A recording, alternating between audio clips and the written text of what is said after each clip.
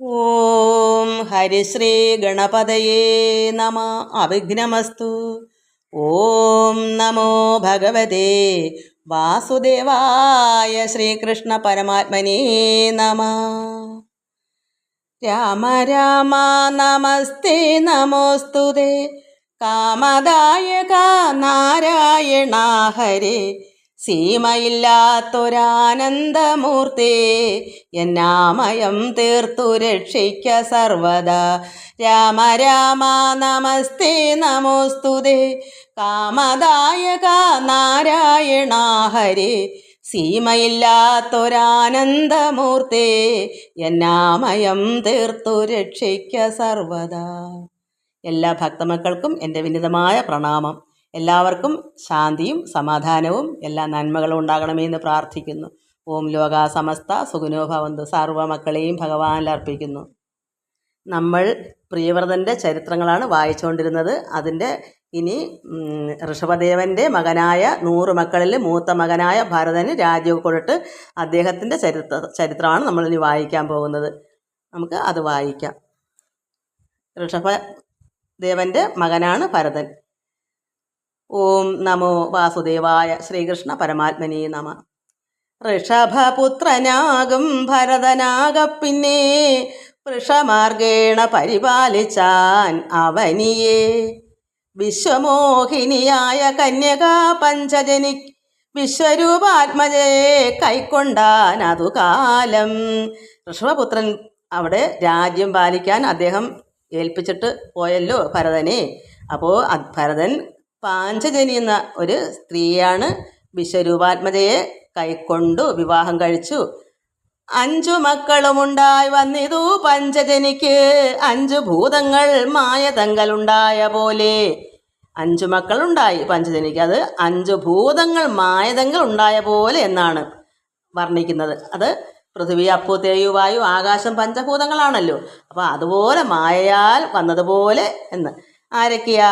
സുമതി രാഷ്ട്രഭൃത്തു, മൂന്നാമൻ സുദർശനൻ, പിന്നീട് ആവരണനും ധൂമ്രകേതുവും നാമം. ഭാരതഖണ്ഡമാകും തന്നുടെ രാജ്യം പിന്നെ പാരാതെ പകത്തുടനായി ഇവർക്കും കൊടുത്തു. അങ്ങനെ 5 പേർക്കും ഭാരതഖണ്ഡം വീതിച്ചു കൊടുത്തു. അദ്ദേഹം ഒരു മക്കളൊക്കെ ആയ ഉടനെ അങ്ങ് ചെയ്തതെന്നല്ല, അവരൊക്കെ വളർത്തി കുറേയൊക്കെ രാജ്യമൊക്കെ നോക്കി. എന്നിട്ട് ഒടുക്കം ഇവരെ തപസ്സിനൊക്കെ പോകുന്ന സമയമാവുമല്ലോ, അപ്പോൾ ഇവർക്ക് വീതിച്ച് കൊടുത്തു. ഈ ഖണ്ഡം, ഭാരതഖണ്ഡം 5 പേർ കൂടി കൊടുത്തു. എന്നിട്ട് പോയി. എവിടെ പോയി? കൊടുത്തിട്ട് പോയി സാളഗ്രാമ ആശ്രമത്തെ പ്രാപിച്ചാൻ തപസ്സിനായി. അങ്ങനെ സാളഗ്രാമാശ്രമത്തിലേക്ക് അവിടേക്ക് പോയി തപസ്സിനായി. സാളഗ്രാമോപലങ്ങൾ കൊണ്ട് അലങ്കൃതനായി.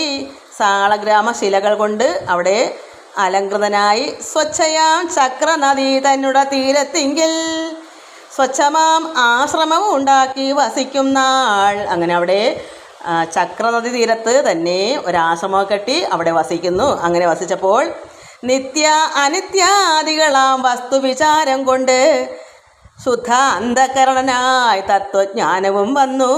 നിത്യം എന്താണ്, അനിത്യം എന്താണെന്നല്ല ആ വസ്തുവിചാരമൊക്കെ കണ്ടു മനസ്സിലാക്കി.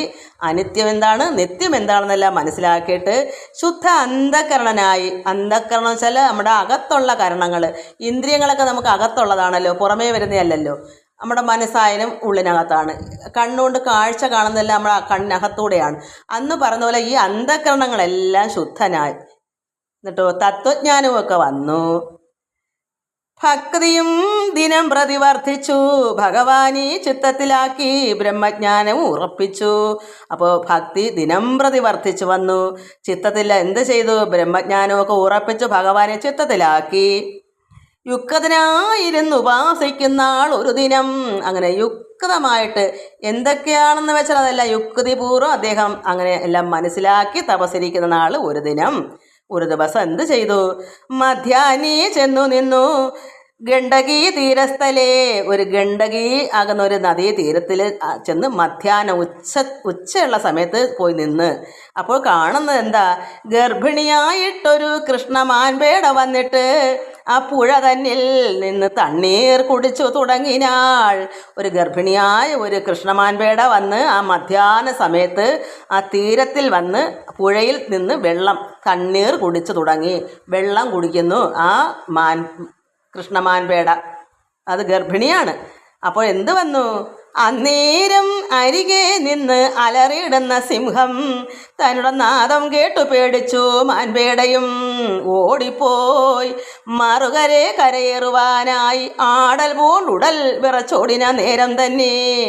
അതിൻ്റെ ഉടലെല്ലാം വിറച്ചാണ് ഈ സിംഹത്തിൻ്റെ അലറക്കം കേട്ട്, ആ നാദം കേട്ട് ഈ മാൻപേട പേടിച്ച് ഓടി അക്കരെ കയറുവാനായിട്ട് ഓടിയപ്പോൾ ദേഹമൊക്കെ ഉടലെല്ലാം വിറച്ച് ആ സമയത്ത് എന്ത് വന്നു, ഗർഭസ്ഥയായ കിടാവ് അപ്പോഴേ പിറന്നു. ഉടനെ പുഴ തന്നിൽ വീണൊഴുകി. അങ്ങനെ അത് ആടലോടെ വിഷമത്തോടെ ഓടി ജീവനം കൊണ്ട് ഓടുമല്ലയോ. ഈ സിംഹത്തിന് നാദം കേട്ടപ്പോൾ തന്നെ അതിന് വിറച്ച് അക്കരെ കരയേറുവാനായി ചെന്നപ്പോൾ അതിൻ്റെ ആ കുട്ടി പ്രസവിച്ച് ആ പുഴയിൽ തന്നെ വന്ന് വീണു, വെള്ളത്തിൽ തന്നെ വന്ന് വീണു. പുഴ തന്നിൽ നിന്നങ്ങ് വീണങ്ങ് ഒഴുകി വേഗത്തോടെ ഗുഹയിൽ ചെന്ന് വീണു മരിച്ചു മാൻപേടയും. അപ്പോൾ ആ തള്ള ആ വിഷമം കൊണ്ട് ഓടി രക്ഷപ്പെടുത്താൻ വേണ്ടി ഓടിയതാണ്. എങ്ങനെയാ, ആ നാദം സിംഹത്തിൻ്റെ അലറക്കം കേട്ടപ്പോൾ തന്നെ വിറച്ചുപോയി. പ്രത്യേകിച്ച് മാൻ അത്രമാത്രം ദയവും വിനയമുള്ളൊരു മാനാണ്. ഈ മാനിനെ തന്നെ സിംഹത്തിന് കഴിക്കാൻ ഭഗവാൻ വച്ചല്ലോ എന്ന് ഓർക്കുമ്പോൾ അത്ര ദയനീയം കാണാം അതിൻ്റെ മുഖത്ത് നോക്കുമ്പോൾ. അത് പേടിച്ച് ഓടിയപ്പോൾ തന്നെ അങ്ങ് കര കയറുന്നതിന് മുന്നേ പ്രസവിച്ചു വെള്ളത്തിൽ വീണ് കുട്ടി ഒഴുകിപ്പോയി. ഈ ഓട്ടത്തിൽ തന്നെ ഭയന്ന് സിംഹത്തിനെ പേടിച്ച് ഗുഹയിൽ വെള്ളത്തിൽ വീണ കുട്ടിയെ കിട്ടു. ഇത് ഓടിച്ചെന്ന് ഗുഹയിൽ ചെന്ന് വീണ് മരിക്കുകയും ചെയ്ത്. അത് ആര് കണ്ടുകൊണ്ടിരിക്കുന്നത്? ഈ മധ്യാഹ്ന സമയത്ത് ആ തീരത്ത് നിൽക്കുവാണ് നമ്മുടെ ഭരതൻ. അങ്ങനെ ഗുഹയിൽ ചെന്ന് വീണ് മരിച്ചു മാൻപേടയും. സഹിയാതൊരു ഭയം കൊണ്ടും വേദന കൊണ്ടും. ഭയമുണ്ട്, വേദനയുണ്ട്, പ്രസവ വേദനയുണ്ട്, പിന്നെയോ കുട്ടിയെ കിട്ടാത്ത വേദന, പിന്നെയോ ഈ സിംഹം പിടിച്ച് കരച്ച് കീറത്തില്ലേ, അതും എല്ലാം കൊണ്ടും അത് വേദനിച്ചെന്ത് നീരോടെ ഒഴുകുന്ന മാൻകിടാവിനെ കണ്ടു. അപ്പോൾ ഇങ്ങനെല്ലാം വിഷമം പിടിച്ച് കിടക്കുന്ന ആ ഒരു സമയത്ത് ആര് കാണുന്നു? ഭരതൻ. അപ്പോൾ നീരോടെ ഒഴുകുന്ന ഈ കുട്ടി വെള്ളത്തിൽ, നീര് എന്ന് വെച്ചാൽ വെള്ളത്തിൽ കൂടി ഒഴുകുന്ന ഈ മാൻകുട്ടിയെ കണ്ട് കാരുണ്യവശാൽ ഉടനെടുത്തു ഭരതനും. അങ്ങ് അത്രമാത്രം വിഷമിച്ച് കാരുണ്യത്തോടെ, അത് കണ്ടാൽ അത് നമുക്ക് ഓർക്കാൻ പറ്റാത്തൊരവസ്ഥ. അങ്ങനെ ഭരതനെ എടുത്ത് പാരാതെ കൊണ്ടുപോയാൻ തന്നെ ആശ്രമത്തിൽ. ആരാലും ഉപദ്രവം കൂടാതെ വളർത്തിനാൻ. ആരും ഉപദ്രവിക്കാത്ത രീതിയിൽ അദ്ദേഹം അതിനെ കൊണ്ടുപോയി വളർത്തി. മാൻകിടാവോടുകൂടി മാൻകിടാവിലെ സ്നേഹം താൻ കൂടെ വളർന്നിതു ഭരതനതു കാലം. മാൻകിടാവോടുകൂടി അതിൻ്റെ സ്നേഹവും എല്ലാം കൂടെ ഭരതനും അതിനോടുള്ള സ്നേഹം എല്ലാം ഭരതനും വളർന്നു. ഭരതനും സ്നേഹം കൊണ്ട് വളർന്നു, കുഞ്ഞിനും വളർന്നു. ഇങ്ങനെ അവർ രണ്ടും കൂടെ സ്നേഹം വളർന്ന് അങ്ങനെ ഭരതൻ അങ്ങനെ ഒരു കാലം തന്നെ നിയമങ്ങൾ ഇതിനെ വളർക്കയാൽ ഒന്നൊന്നേ ദിനം പ്രതി കുറഞ്ഞു ചമഞ്ഞിതു. അപ്പോൾ ഈ ഭരതൻ എന്തൊക്കെ നിയമങ്ങളാ, എന്തെല്ലാം പൂജയും വ്രതങ്ങളും അനുഷ്ഠാനങ്ങളെല്ലാം ചെയ്തുകൊണ്ടിരിക്കുന്ന ഭരതൻ ഇപ്പോൾ ഈ കുട്ടിയെ വളർത്തുന്നത് കാരണം എല്ലാം കുറഞ്ഞു വന്നു. നിയമങ്ങൾ ഇതിനെ വളർക്കുന്നത് കൊണ്ട് ഒന്നൊന്നേ ദിനം പ്രതി ഓരോരോ ദിവസം ചെല്ലുന്തോറും ഓരോ നിയമങ്ങളെല്ലാം കുറഞ്ഞു വരുന്നു. അത് എനിക്കും അത് പറഞ്ഞുതരാനും ഒരു പ്രത്യേകത പറയാം. എൻ്റെ ധ്യാനവും തപസ്സും ഒക്കെ ഇപ്പോൾ ഒരുപാട് കുറയുന്നുണ്ട്. ഞാനിത് മനസ്സിലാക്കുന്നുമുണ്ട്. എന്താണെന്ന് വെച്ചാൽ എനിക്കിപ്പം ഇങ്ങനെ മനസ്സിലൊരു ആർത്തിയും വിഷമവും വേദനയും ഉള്ളതുകൊണ്ടാണല്ലോ ഈ ഭാഗവതം ഇങ്ങനെ ഒന്ന് ഇട്ടത്. ആർക്കെങ്കിലും ഒരാൾക്ക് കൊണ്ടിട്ട് പോകണമെന്ന് വിചാരിച്ചു. പക്ഷേ ഇത് വീണ്ടും ഇങ്ങനെ ഇട്ടുകൊണ്ടിരിക്കുന്നത് കൊണ്ട് എൻ്റെ തപസ്സും ധ്യാനമൊക്കെ കുറേശ്ശെ നീങ്ങി മാറിപ്പോകുന്നല്ലോ എന്നൊരു വിഷമം എനിക്കുണ്ട്. കാരണം ഇതൊക്കെ ചിന്തിക്കുമ്പോൾ മറ്റതിന് വളരെ വയ്യായികയൊക്കെ വരുമ്പോൾ സമയങ്ങൾ പോകുന്ന മാത്രമല്ല, നമുക്ക് എപ്പോഴും കൂടി ഇതൊക്കെ ആകുമ്പോൾ അത്രയ്ക്കുള്ള ദേഹ അസ്വാസ്ഥ്യങ്ങളൊക്കെ വരുന്നത്. നമ്മളെപ്പോഴും ഊർജ്ജസ്വലതായിട്ടിരുന്നെങ്കിലേ ശരീരത്തിന് ശക്തിയും ഉന്മേഷവും ഉണ്ടെങ്കിലേ ധ്യാനിക്കാനും ഇരിക്കാനും ഒരു പ്രത്യേകത നമുക്കുണ്ടാകും. എനിക്കത് എത്രമാത്രം ജോലിയുള്ള സമയത്തും എൻ്റെ ഭർത്താവെന്ന് പറഞ്ഞാൽ വീട് അന്വേഷിക്കുന്നൊരു മനുഷ്യനാ. ഈ ജോലിക്ക് പോകുമ്പോൾ അല്പം വെള്ളം അടിക്കുന്നത് ഉദ്യോഗസ്ഥന്മാരെയും കൊണ്ട് ഓഫീസുകളിൽ പോകുമല്ലോ, ഈ വർക്ക് അങ്ങനത്തെയാണ്. അപ്പോൾ അവർക്ക് വാങ്ങിച്ച് കൊടുത്തില്ലെങ്കിൽ അത് ബുദ്ധിമുട്ടാകും. അതുകൊണ്ട് അപ്പോഴും ഇദ്ദേഹം ഒന്ന് മിനുങ്ങും. അങ്ങനെ വല്ലപ്പോഴും, അല്ലാതൊന്നുമില്ല. എന്നാലും അതൊരു ബുദ്ധിമുട്ടാവും. അങ്ങനെ പറഞ്ഞാൽ കേൾക്കത്തില്ല. അങ്ങനെ ആ നാളിൽ ഞാനെന്നുള്ള ഭാവം ഉള്ളിൽ അഹങ്കാരമുണ്ട്. എന്തിനും കാശുണ്ട്, നല്ല ജോലിയുണ്ട്. അപ്പോൾ വീട് നന്നായി എല്ലാവരെക്കാളും നന്നായി അന്വേഷിക്കുന്നു. എന്നാൽ ഇതേ ഉള്ളൊരു കുഴപ്പം. അപ്പോൾ നമ്മൾ പറഞ്ഞാൽ കേൾക്കത്തില്ല. അവസാനം ദൈവം അങ്ങ് പറഞ്ഞ് പുകവലി നിന്നില്ലെങ്കിൽ വിരളൊക്കെ കണ്ടിക്കുമെന്ന് പറഞ്ഞ് പുകവലിയൊക്കെ നിർത്തി. പിന്നും ഇത് നിർത്തിയില്ലെങ്കിൽ ഇനി ഇങ്ങനെ തന്നെയാണെന്ന് ഡോക്ടർമാർ പറഞ്ഞപ്പോൾ ഷുഗറല്ലേ. അപ്പോൾ അങ്ങനെ അങ്ങനെ ഭയന്നിട്ട് ഇതൊക്കെ മാറി നല്ലൊരു മനുഷ്യനായി തീർന്നു.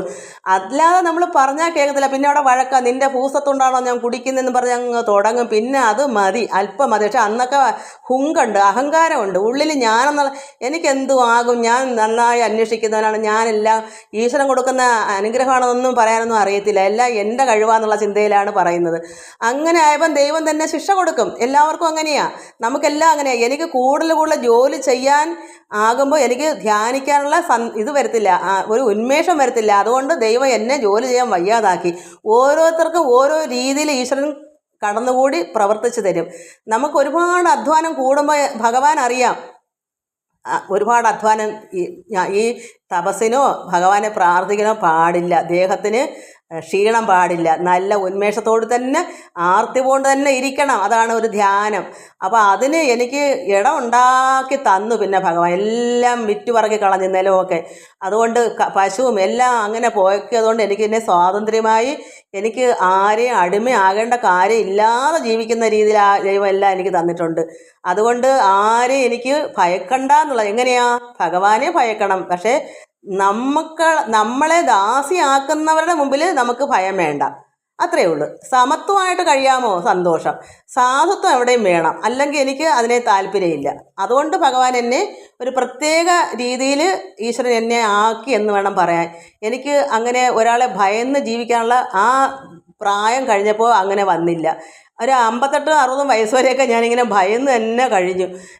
എൻ്റെ ധ്യാനങ്ങളൊന്നും മുടക്കിയിട്ടില്ല. എന്നാലോ പിന്നെ എനിക്ക് ഭയക്കേണ്ടതായില്ല. ഈശ്വരനെ മാത്രം പിടിച്ചു വെച്ചാൽ പിന്നെ ആരെയും ഭയക്കണ്ട. അല്ലെങ്കിൽ എന്ത് വേണം? അങ്ങനെയുള്ള മനുഷ്യരാണെങ്കിൽ നമുക്ക് അവരെ പൂവിട്ട് പൂജിച്ച് കാലോട്ട് വണങ്ങി എല്ലാം ചെയ്യാം. നമ്മളെ ദാസിയാക്കരുത് ആരും. അത്രയേ ഉള്ളൂ. അതുകൊണ്ട് ഞാനിത് ഒരു ഉദാഹരണം പറഞ്ഞുള്ളതേ ഉള്ളൂ. നന്നായി അന്വേഷിച്ചൊക്കെ തരുന്ന ഒരു മനുഷ്യൻ തന്നെ മക്കളെയൊക്കെ ചോര് വളർത്തിയതാണ്, പഠിപ്പിച്ചു. പക്ഷേ ഇത്രയും ചില അത് അറിവില്ലായ്മ കൊണ്ടാണെന്ന് എനിക്കറിയാം. ഈ ജ്ഞാനം അദ്ദേഹത്തിൻ്റെ ഉള്ളിലില്ല. അതുകൊണ്ട് ഞാനെന്ന ഭാവം ഉള്ളത് കൊണ്ടാണ് അങ്ങനെ. അതുകൊണ്ട് ഇവിടെ എന്തുവന്ന് നിയമങ്ങൾ ഇതിനെ വളർത്തിയത് കൊണ്ട്, ഈ കുട്ടിയെ ഇങ്ങനെ വളർത്തിയത് കൊണ്ട് ഈ നിയമങ്ങളെല്ലാം കുറഞ്ഞു പോയി. ഭരതന് കാലം കൊണ്ട് ഇല്ലാതെയായി വന്നിതു നിയമങ്ങൾ.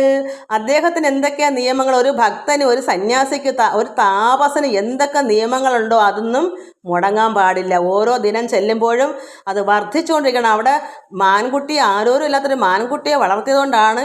അതിനെ വളർത്തണം. അതിനെ വളർത്തുമ്പോൾ എത്രമാത്രം ജോലി എൻ്റെ ഈ വീട്ടിലുണ്ടായിരുന്നു. അതെല്ലാം ചെയ്തും കൊണ്ട് ഞാൻ ആ ഒരു 30-35 വയസ്സ് തൊട്ട് ഞാൻ ധ്യാനത്തിന് ഒരു കോട്ടവും പാലിച്ച് ഒരുപാട് നേരം. ഇവിടെ ഒരു 4 മണിക്ക് ഒരു സിനിമ തുടങ്ങുമായിരുന്നു. ഇത് കിട്ടിയ കാലം. ഈ എന്തോ പറയുന്നത്, ഇതിൻ്റെ പേരെന്തോ, TV, ദൂരദർശനെയാണെന്നുള്ളു.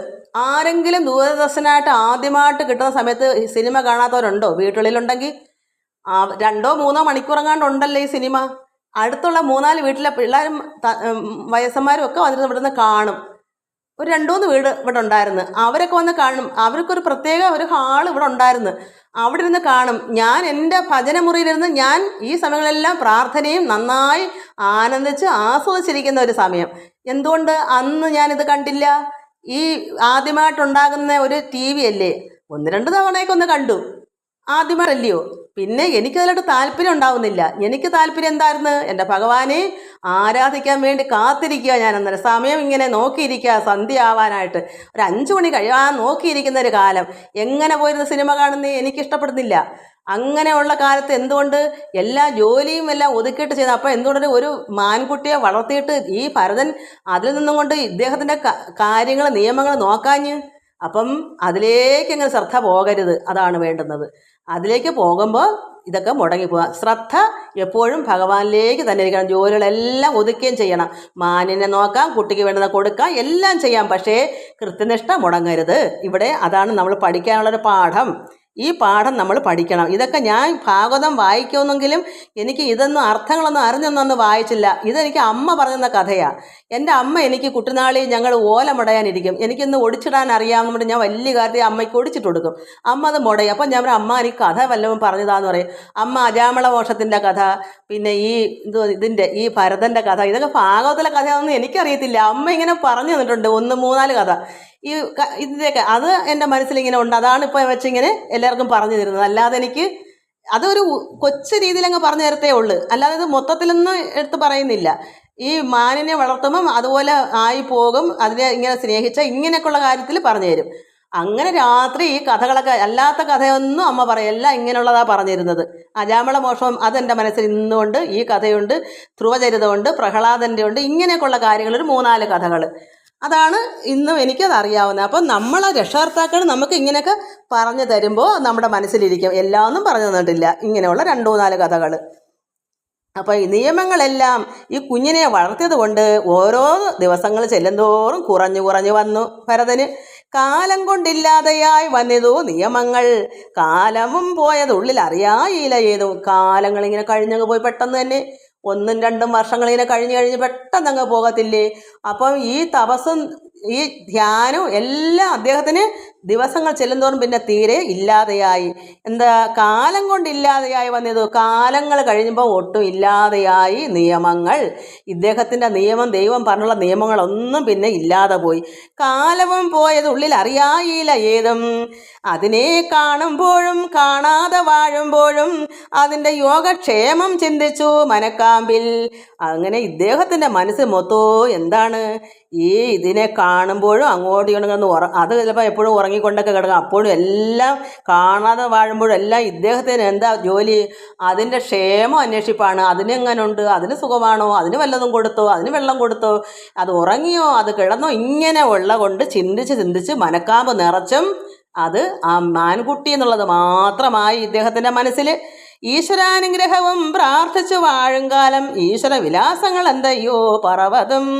അതുകൊണ്ട് ഈശ്വര അനുഗ്രഹമൊക്കെ ഇങ്ങനെ പ്രാർത്ഥിച്ച് കഴിയുന്ന ആ ഭരതൻ എന്ത് വന്ന്, അയ്യോ ഇത് വല്ലാത്തൊരു കാര്യമായിപ്പോയി, എന്തിനാ പറയുന്നേ? സ്നേഹ പാരവശ്യം കൊണ്ട് ആഹന്ത ഭരതനും മോഹം വളർന്നിതു മറന്നു തപസ്സെല്ലാം. അങ്ങനെ സ്നേഹം കൊണ്ട് വലിയ അങ്ങേ അറ്റത്തെ സ്നേഹമായിപ്പോയി ഈ മാൻകുട്ടിയോടുകൂടി ഈ ഭരതന്. അങ്ങനെ അതിൻ്റെ മോഹവും എല്ലാം ഇങ്ങനെ വളർന്ന് മറന്നുപോയി. തപസ് എങ്ങനെയാണെന്ന് പോലും അദ്ദേഹം അങ്ങ് മറന്നു. ഹരിണ കുണകമാം ഇതിന് ഞാനെന്നിയേ ശരണം ആരുമില്ല, ഗണവും പിരിഞ്ഞുപോയി. ഇതിൻ്റെ അമ്മയും മരിച്ചുപോയി, ഇതിന് മറ്റാരും ഒരു ശരണവും ഇല്ല ഭഗവാനെ, ഇതിനെ ആരും നോക്കും, ഞാനല്ലാതെ മറ്റാരും ഇല്ലല്ലോ എന്നിങ്ങനെ വിഷമിച്ച് ഇദ്ദേഹം.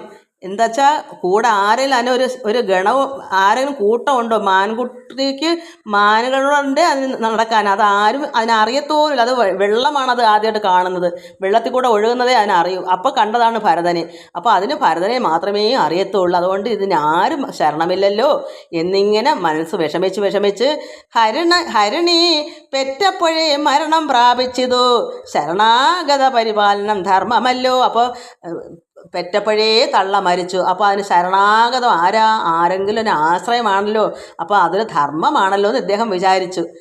അതല്ലേ പറയുന്നത്, ധർമ്മവും നീതിയൊക്കെ ലോകത്ത് വേണം. പക്ഷേ ഭക്തിയും ഈശ്വരനുള്ള പ്രേമാകുന്ന ഭക്തി ഇല്ലെങ്കിൽ ഒന്നുമല്ല. അത് മനസ്സിലാക്കുക. എത്ര ധർമ്മം ചെയ്താലും സൽക്കർമ്മം നല്ലത് തന്നെയാണ്. അതിന് നോക്കണം, കൊടുക്കണം, എല്ലാം ചെയ്യണം. പക്ഷേ മറ്റത് മറന്നു പോകരുത്. ഭഗവാൻ എന്നുള്ള ചിന്ത മറന്നിട്ട് ഇവിടെ മാൻകുട്ടി എന്നുള്ള ചിന്തയായി മനസ്സ് നിറയും. മനസ്സിനെ ധർമ്മം ചെയ്യണം, അതിനെ നോക്കണ്ടെന്നല്ല, അതിനെ നോക്കുകയും അതിന് വേണ്ടുന്ന കൊടുക്കുകയും അതിനെ ആശ്രയം എല്ലാം ചെയ്യാം. പക്ഷേ നമ്മുടെ ഉള്ളിലെ പരമാത്മാവിനെ നമ്മൾ വിട്ടുപോയിട്ടല്ല മറ്റതിനെ നോക്കുന്നത്. അപ്പോൾ ഭരതൻ്റെ ഉള്ളം മൊത്തം പരമാത്മാവിന് പകരം മാൻകുട്ടിയായി പോയില്ലേ? അതാണ് ഇവിടെ സംഭവിക്കുന്നത്. അതുകൊണ്ട് ശരണാഗത പരിപാലനം ധർമ്മമാണ് അല്ലോ.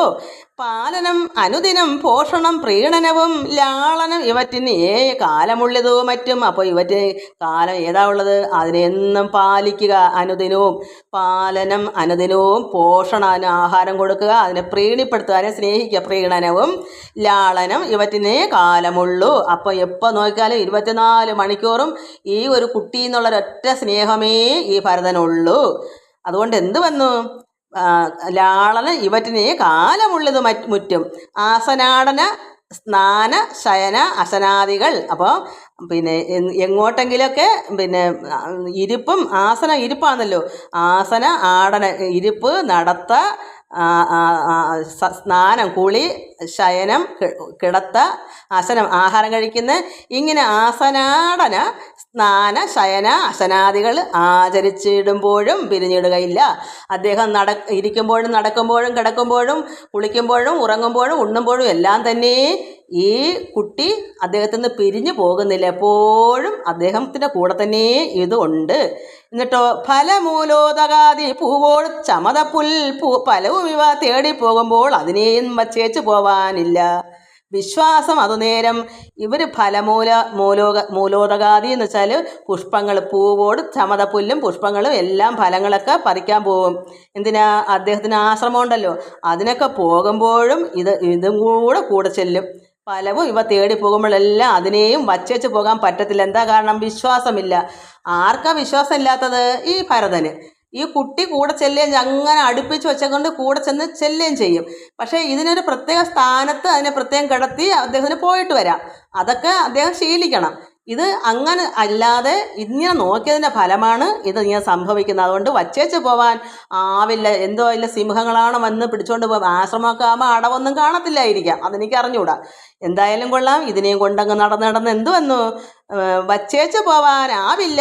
വിശ്വാസം അതുനേരം ഇച്ഛയാ വഴിയേ കൂടോടിപ്പോവും. അത് താനും അത് ആഗ്രഹിച്ച് ആശിച്ചു തന്നെ അത് അവരുടെ കൂടെ തന്നെ ഓടിപ്പോവുകയും ചെയ്യും. മുക്തഭാവവും നോക്കി നിന്നിടും മധ്യേ അതിൻ്റെ അതിങ്ങനെ കൂടെ ചെല്ലുമ്പോൾ അതിൻ്റെ സൗന്ദര്യമൊക്കെ കണ്ട് മുക്തഭാവം സൗന്ദര്യമൊക്കെ നോക്കി അങ്ങനെ നിന്നിട്ട് ഇദ്ദേഹം ചെന്നങ്ങ് എടുക്കും. പോകുന്ന വഴി മധ്യത്തിലൊക്കെ വെച്ച് ഇടയ്ക്കിടയ്ക്ക് ഇതിനെ തിരിഞ്ഞ് നോക്കും, വരുന്ന കൂടെ വരുമ്പോൾ. അപ്പോൾ അതിൻ്റെ സൗന്ദര്യം കണ്ടിട്ട് അതിനെ ചെന്നങ്ങ് എടുക്കും ഈ ഭരതൻ. എടുത്തിട്ടോ ശക്തി പൂണ്ട് അതിനെ ചെന്ന് എടുക്കും. അയ്യോ പാവം, ശക്തിയിൽ ഇതിനൊന്ന് കഴുത്തിലെടുത്തിടും. അപ്പോൾ ഇതിന് ഒട്ടും നടക്കാൻ ശക്തിയില്ല എന്നും പറഞ്ഞ് ഈ കുഞ്ഞിനെ എടുത്തങ്ങ് തോളയിലിടും. തോളയിട്ടോട് നടക്കും.